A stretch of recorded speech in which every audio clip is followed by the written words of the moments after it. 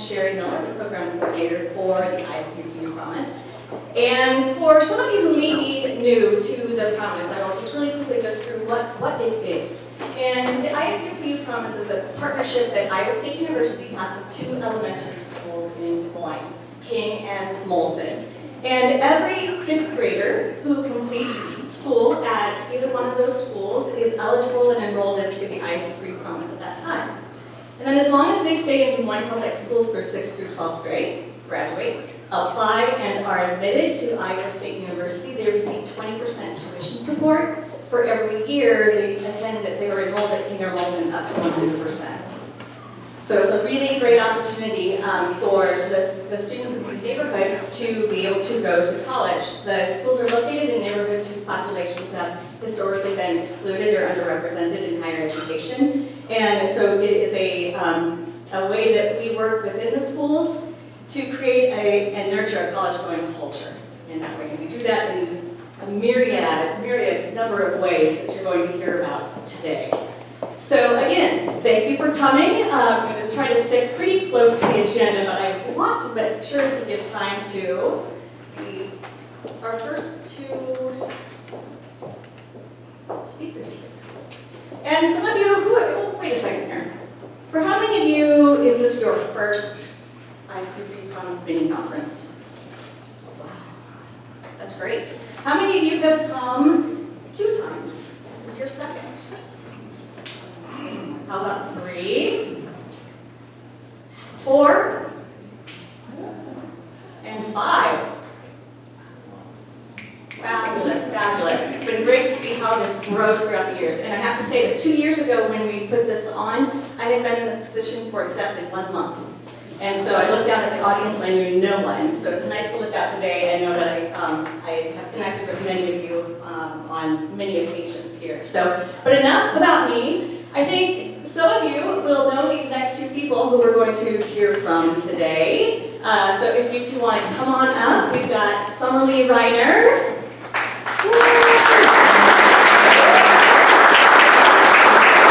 And Darrick Burrage. And how many of you have known them for quite a long time? All right. I'm going to let them introduce themselves just really quickly here.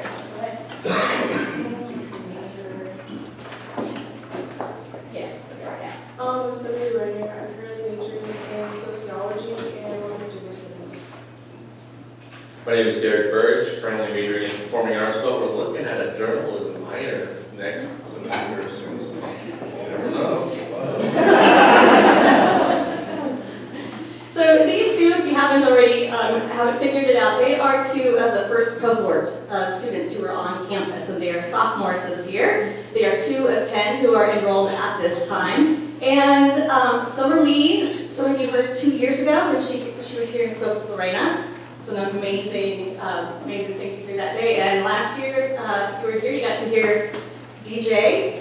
What's the name of the song? I don't even know. I was like, something, I don't know. ISU's been pretty... Yeah, ISU's pretty cool, something like that. ISU's been pretty good so far, something like that. All right. So anyway, we want to hear from you. What are some of the highlights of your time here at Iowa State so far? I mean, there's a lot of big, minor highlights. For me being a performing arts major, I've been mainly doing stuff regarding that, so I'm part of the improv group here on campus. Grandma Motos, really cool. And then I made piano,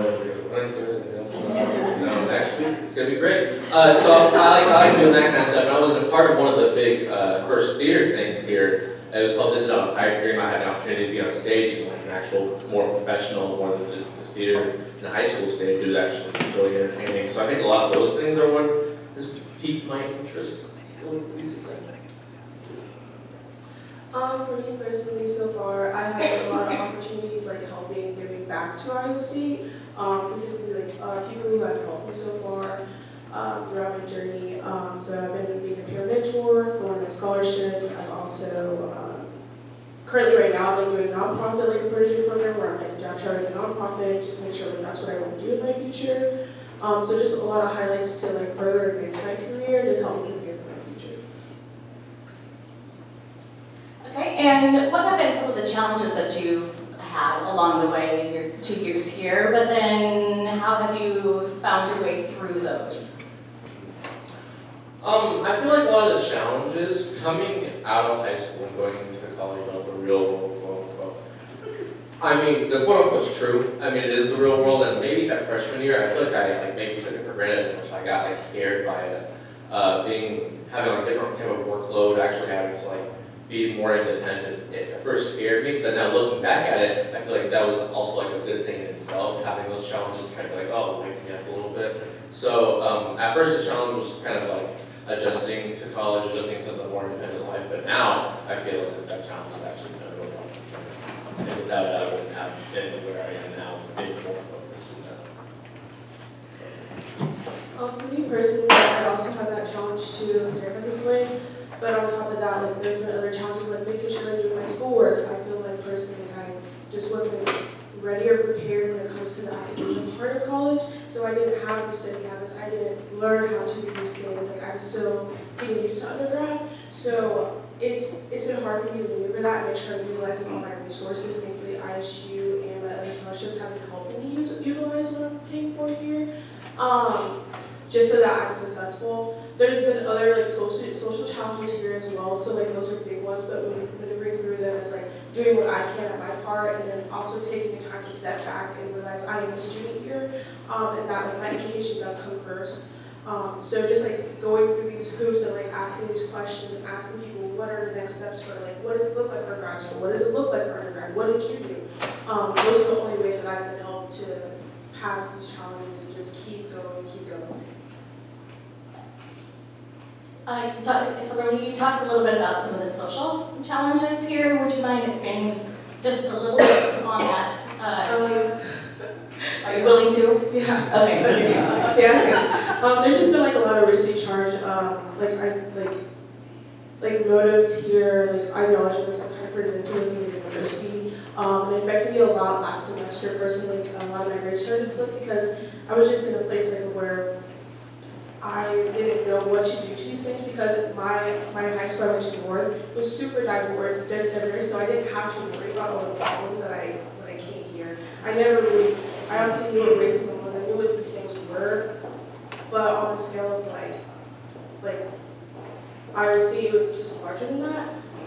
So through that, like I talked to higher ups, I started a hashtag, I did a lot through that time, so that's just being very clear about it. I don't know if you Did you already comment something? No. Okay. You said it perfectly. What are some of the, what are you most, or most is always an extreme thing, but what is something that you are really proud of during your time here? In high school, when first going into high school, I feel like freshman year and sophomore year, like I was in my own box a little bit. I wasn't afraid to talk to people by me, but I felt like I didn't always go as far as maybe I could. My junior and senior year in high school, I feel like that was like the entire opposite. I was like more passionate about what I like to do. I was more putting my step forward, kind of, as you say. And now in college, I feel like this similar thing has occurred again. Freshman year, I feel like maybe I stood on the back a little bit. I wasn't getting into much as leadership as much.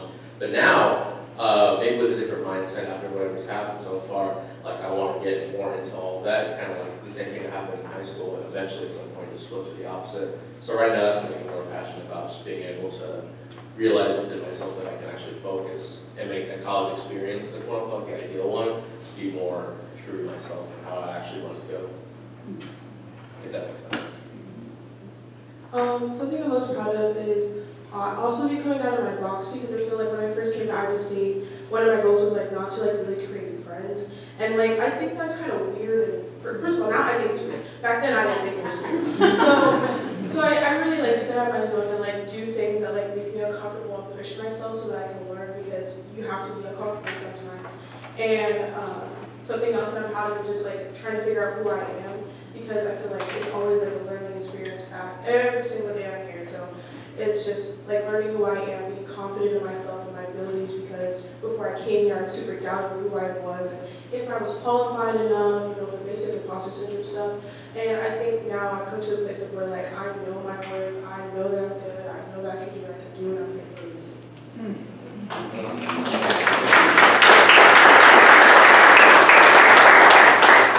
Fabulous. I know a little bit about what some plans that Somerle has coming up this semester, this year, but what is something that you're excited about coming up in this next semester or this next year for you? Well, for my major, I have to do some type of internship that's regarding performing arts, and I think just trying to look in to see what exactly that could be for me has been something that I'm looking forward to a little bit, because I want to narrow it down, of course, before my senior year, and then have to be like I'm on time crunch or something. So just like opening the realm of possibilities, like what can I do with a performing arts major, or maybe doing with a minor, that could be a good internship, is something that I've been focusing on, especially for this upcoming summer break. So that's what I'm really focused on right now. Okay, mine's a lot.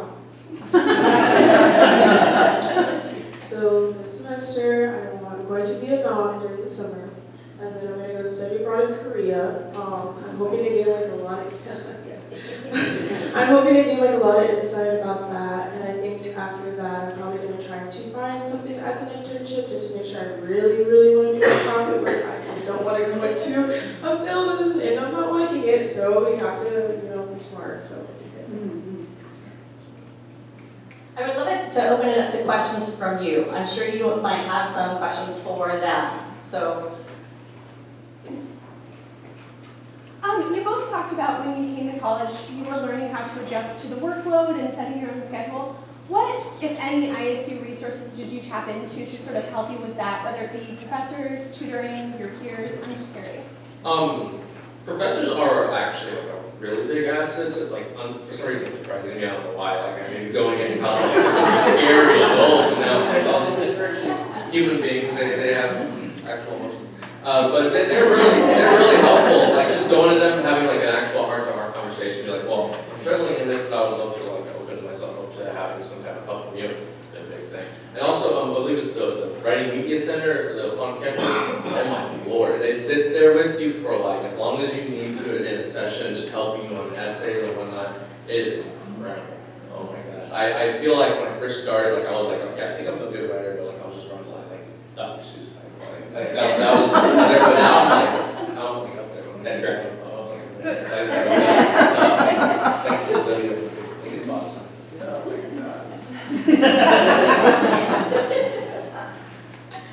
I was here during the summer of 2018. Is that when I started college? Oh, well, whenever I decided to start college, obviously, I guess. I was here in the summer and I was an APEX scholar, so I learned some resources there. We just talked about like the brief ones, and then our first year we had a meeting every Wednesday and we talked more about campus resources. So ISU Promise actually helped as well. And then my other scholarship did the exact same thing. So I got it 3 times, just to make sure it was good, because I was still scared. Like it didn't matter how many people told me. Like I still think like there's like a stigma surrounding it. Now I don't really care.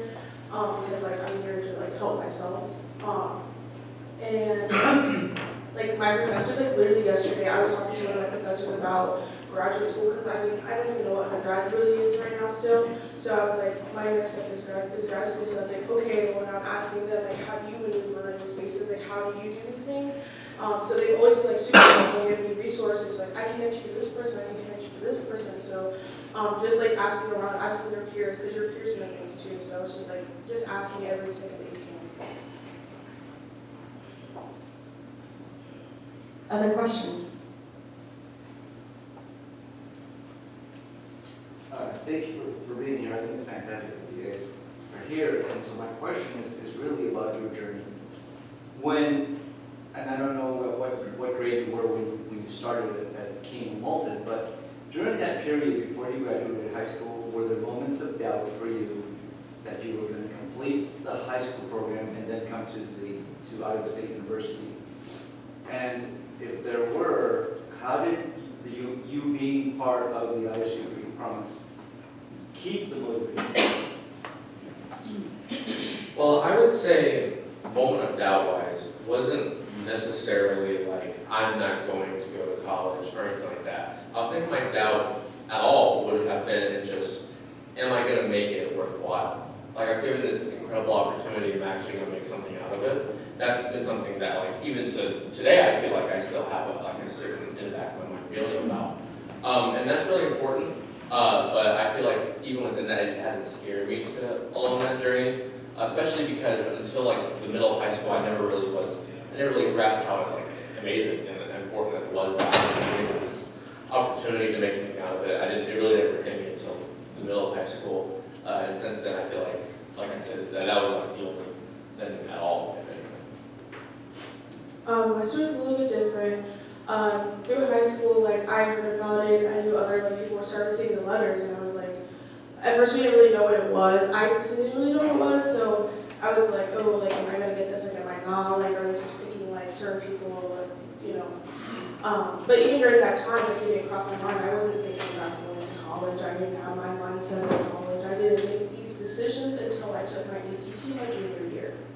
Okay, so I didn't know all through high school. I wasn't thinking about where I was going to end up today. So I didn't really have this future and vision of what I have now. So it was just really hard to sit here and, you know, learn about this opportunity because, like Darrick said, I was like, how am I supposed to? I can't give up this opportunity. Like, I'm here for a reason. I got it for a reason. You know, I have potential. So I'm just like breaking through. So like that filled me with like, okay, like you can do this now. Like you're there. But even after I got the ISU Promise Scholarship, I was like, I'm not going to go. I wasn't going to go, and that was only because I didn't want to be in debt. I didn't want to start the cycle again of my mom being in debt. And I was just like, I don't want to like have this generation of debt. You know, that was my only thing. Luckily, thankfully, like with my hard work, like I don't have to worry about it. But at that point in time, like I had these things in my mind, and I was like, if I'm going to go to college, I'm going to have to do what's best for me. And at that time, I'm grateful that I'm here. So I'm super grateful. But like that's just some of the roadblocks of like how this has pushed me, like some things that I've just been through as a student. Probably have time for one more. We'll get two. Okay. Well, I want to go back to the resources question, and since I'm from the library, I was going to ask you if you found any resources at Parks Library or any of the other reading rooms or library on campus, if there was anything that stood out for you, or if you used the libraries for research help, if you found resources there to help you. Me personally, the biggest resource of the library is the library in itself. Because whenever people think of like, okay, well, we have this group project where we're going to meet, at first I was like, I mean, they could come to my house, apartment if they want, but they're like, oh, we'll just stay at the library. And I was like, oh, duh, the library doesn't exist. So going there in itself as a resource and having that atmosphere, the quote-unquote sound atmosphere, but still being able to focus on everything like that, is a resource the library itself provides, and I think doesn't get enough credit, because that's a big portion of it. But the internal resources, having a class that like had like reserved readings that you had to go to the library again, stuff like that, those are the good resources that I would say, and having just like an open access to so many different types of things, obviously, is one of the biggest resources for them. So I'm at the library 24/7 whenever it's open. I'm just there until like midnight, 12:30ish, kind of. So I'm there. That's like my second place when I'm not at this class. I'm at the library. So I use a lot of resources within there. I use reserve rooms, which is really nice now since everything's being like renovated and y'all are updating it. Those have been really, really great. I also do I do actually take books from there when I'm writing research papers, and we have books in there. Like I use those. Sometimes we have art books that are also for our classes there too. So that's also really helpful because I'm not gonna buy. Which is nice. And then, I mean, I utilize everything. People from the front desk, you know, very thankful for the snacks during finals weeks, because, you know, we'd be hungry, we'd be out there, you know, for 24 hours. So yeah, so that's great. And everything else is like, I'm literally there all the time. I'm gonna go there after here, so. Thanks. We've had one, and then we will go back to Cynthia for the last one. This is just more of a statement. So I'm getting my second bachelor's in secondary ed, and just listening to you two, you guys sound pretty amazing. You should think about being teachers. Just throwing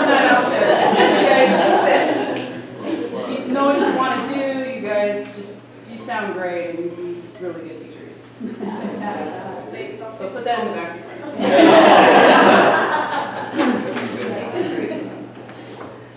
Cynthia? Yeah, you've got about 75 students about to start their journey at Iowa State. What would you say to them to help them traverse, particularly this first year? If I had to say like one thing, it would be get ready. Because I feel like as simple as something like that, get ready. Because it's like the journey can start any way you want, really. As soon as you get here, you can have one class that sets you on one path, a different one. Like I had to take this previous semester ballet as required for like my major, and I thought for a second maybe I'll be a ballerina or something like that. I don't know. Like the journey can go anywhere, and that's something that they need to value very much because it can go anywhere, it can go nowhere at the same time, and it can be really whatever they want. And I think it's something to really focus on day one coming in. I actually kind of want to work with the freshmen and coming students here. I haven't yet to tell Shari that. So there you go. I want you to do that. Okay. So I just personally I just want to tell them like try to help them and guide them with what I know from undergrad and like try to like help them and connect them because I feel like when you first step here you kind of feel like you don't have anybody. So not even like words of advice, but just like actually trying to help them. But if it was like, technically I was just saying words, I would just say take your time, take your time, it'll be fine. It's like this. It's not like this or like this. It's like every single time, every single day it's different. Sometimes you have really high points, sometimes you really low points. Like that's just how it is for right now. It'll get better, Like after time, I'm probably gets a little bit better. Not much better, but it's just a little bit better. So that they wouldn't have to worry about it, Well, let's give them a hand.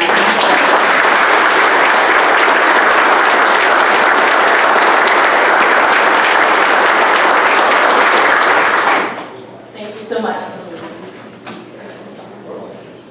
And next, we are going to hear from the Community Alliance. And the Community Alliance is a group of nonprofit organizations and businesses who have decided to, that already work with the students and the families at King and at Moulton. And they have partnered with us, or so they support us. We meet on a monthly basis, and we're able to kind of talk with them about what are the, feel for the community, what are the things that they see that Iowa State can do better in helping to support the students on their way up to Iowa State. We consider them to be kind of the backbone to supporting them where they are at that point in time. So I'll pass it over to Paul. Thank you, Shari. Okay, so Janelle, Dionna, so let me introduce myself for just a minute. My name is Paul Gibbins. I'm the Executive Director for Iowa State Extension in Polk County. I'm also charged with helping coordinate, kind of lead this community alliance. We do meet monthly in different sites across the community. What we wanted to do was to share a little bit about the different roles that we play. We've got a couple of representatives here, and I'll ask them to just introduce themselves and your organization and why you thought it was important to get involved in the ISU Promise. Good morning, everyone. Good morning. Good. Responsive group. My name is Janelle Mueller, and no one knows that name in my neighborhood. It's Miss Janelle. So that's what it is. And for 20 years, I've been in Children and Family Urban Movement. And of those 20 years, I've been with Breakfast Club 20 years. So I've served kids breakfast in the morning. Observationally, critical breakfast, critical need, education being the #1 need of all, okay? And all those 20 years in the upstairs 3rd floor of Trinity Church, across the street from Moulton School, is a little office. And there's a really dusty, dirty diploma from college and my high school. And it was a requirement we post that. And that's why it's important. They had no idea what that dusty, dirty piece of paper was when I started there. What is that, Miss Janelle? Why is it up there? What did you do to get it? Totally mind-boggling. The rest of the story in a little bit. More importantly than CFUM getting involved was when we went over to Moulton School, what was it, 7 years ago? And listened to the presentation by then President Cynthia, you were there. And Carmen said, my boss said, we're going over to a meeting. I was like, okay, let's go. And I sat down and when they said that, I was like, you gotta be kidding me. They're gonna do what? And I was like, how are they gonna do that, Carmen? arm and I was pulling on her shirt and I was like, this is like huge. Well, here it is right now. So it's fun to be older and having seen the history, and now they know what that little paper is on the wall, and they know that they can try for that. That's why it's important. It's a weird shaped microphone. Good morning. My name is, it's totally fine. I just meant to make a social commentary. My name is Dionna Langford. I'm the Youth Development Director at the John R. Grubb Community YMCA. I'm the new kid on the block in terms of this role, so this partnership predates me. I did a little research before I came, and it sounds like we might have gotten involved some years ago by helping to provide transportation for some of the family nights that happened either at King or Polk. Personally, I came through a program very similar to ISU for Youth Promise, only at the University of Iowa. I know I'm in the wrong space for that. Okay, thank you. Thank you, Hawkeye. We can represent in this space. We love ISU too. It's all love. It's all love, genuinely. And so I know how important these sorts of programs are for young people who are coming on campus and committed to doing and supporting these students in any way we can from our end. All right, thank you. Next question is, if you please share an example of an impact the program has had on the community. I mean, this may feel like a cop-out, but I think you just saw it. I mean, how can you say any more than the students that you're literally here impacting and you're seeing the journeys that they're on that wouldn't be possible if it wasn't for this program? Okay, if you look at your program, I have 2 jobs. 2 years ago, I became the organizer for an agency called Mid-Iowa Organizing Strategy, AMOS. I work for two places that have terrible acronyms, okay? And my job, half-time, I'm half-time at CFUM working as a parent advocate now, and community outreach, which I talk about CFUM everywhere, which works right with AMOS. I am in charge of having one-on-one conversations with people in my neighborhood. Imagine that I get paid to have coffee. But it's more than coffee, it's connecting people like Crazy Al in the back, and Mr. McCulley in the front, and Ashwag here, and Cynthia. I can tag these people that I've had one, and Dionna, she got coffee too. But it's tagging those people and it's connecting them to build a political voice in the neighborhood. Wow, it makes it easy to talk about. There's actually a college program embracing our children, so there's education happening. So warning to those people in the surrounding zip codes, we're getting smart in 50314. And our political voice not only comes from the adults who are getting coffee and getting connected and making house meetings to save the Grubb YMCA lot, to get rid of the bad stuff on 7th and Indiana, and to keep our community the way we've always seen it as a thriving community. Wow, I'm going kind of deep there. But when you go and you say there's a program in a college and a university and smart people spending their time like you folks out here to be with and walk the path with those 2 young people sitting here, that helps me do my job. It makes it a lot easier because they're paying more attention to the 50314 and respecting that zip code a great deal more. But that educational plug does help. Thank you. Yeah, and just for a little perspective too, when we talk about the Community Alliance, we're talking about well over 100 individuals, well over 50 organizations that operate and work in a variety of ways in these neighborhoods. So we just have a few representatives here today. Let's see, so one more thing. So what have you learned from your experience with the Alliance to better serve the community? We kind of talked a little bit about that already, haven't we? Repeat. It is fun to watch the change. I've been in the neighborhood 30 years. Yeah, I'm owning that. And to watch the change and the progress and then the lack of progress and then the more progress. It took a lot of years to destroy the 50314. We earned a reputation because things happen. It takes all those years to rebuild it. So I'm learning every day. I'm learning new people. I'm learning about new people who want to be involved in the neighborhood. Just this morning, I pitched Paul's son, hey, why don't you come volunteer so your son learns about us, okay? Because that double exposure where you're exposing the folks outside our zip code to what we actually are is very important. For me as an organizer, that's the way I look at it. So, repeat. I mean, for me, it's just reaffirmed the power of true partnership. that happens when organizations come together and actually decide to wrap their hands around an issue. And so I think you all have the power to. I think most people here are ISU staff, faculty in this space. You know, we get to do it from our end in the community, making sure that young people get here and are supported once they get here. But you have the opportunity to do that as a community, to put whatever department you're in or part of the campus you're representing, to wrap your arms around them here as well. I just thought of something. I just learned how complicated it can be to be on an educational campus. I didn't know that. I worked in a small nonprofit. I call Paul, we do things at a different pace. Shari and your staff, working with you, Dr. Bruna, over all these years, I'd be like, really? It takes that long to get that done? But it's important because, once again, that's slow change. That's a different pace of change. That's a different academic beast at times to get the word out. I'm like, wow, none of these people have been here. This is super exciting. But I'm like, wow. But that's positive long-term change. If it happens too fast, it usually fizzles out. Yeah, too much, so that could be trouble. Okay, so if you're a member of the Community Alliance out in the audience, would you raise your hand, please? Yay! Here we go.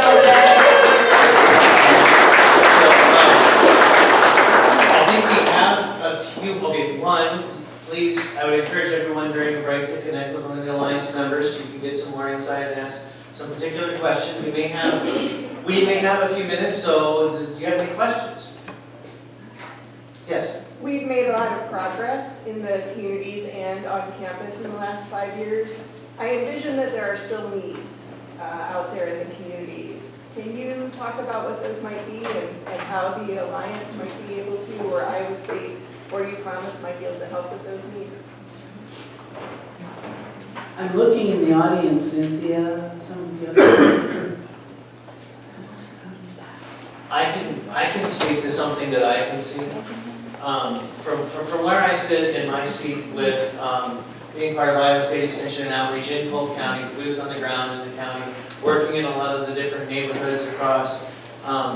There's a challenge that we have and an opportunity that's unique to the King and Moulton neighborhood with the Promise, in that we've got some strong supports in the elementary schools. Shari's doing an excellent job bringing in, you're going to hear more about the different ways she's bringing in resources and connecting the university at the elementary level. We've got the Promise that for when they get to college, the challenge and the concern that I have looking at this from a holistic perspective is what happens in middle school, what happens in high school. So I think my challenge, my biggest